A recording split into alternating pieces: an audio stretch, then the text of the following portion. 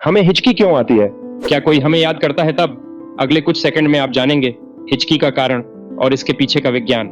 हिचकी तब होती है जब हमारा डायाफ्राम अनियंत्रित रूप से सिकुड़ता है। ये एक मांसपेशी है जो हमारे फेफड़ों को नियंत्रित करती है।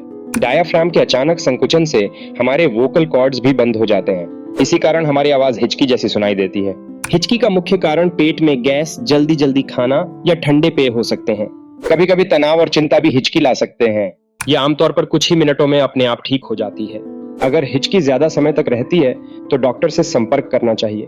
हिचकी के बारे में और जानना चाहते हैं? सब्सक्राइब करें और इस वीडियो को लाइक करें।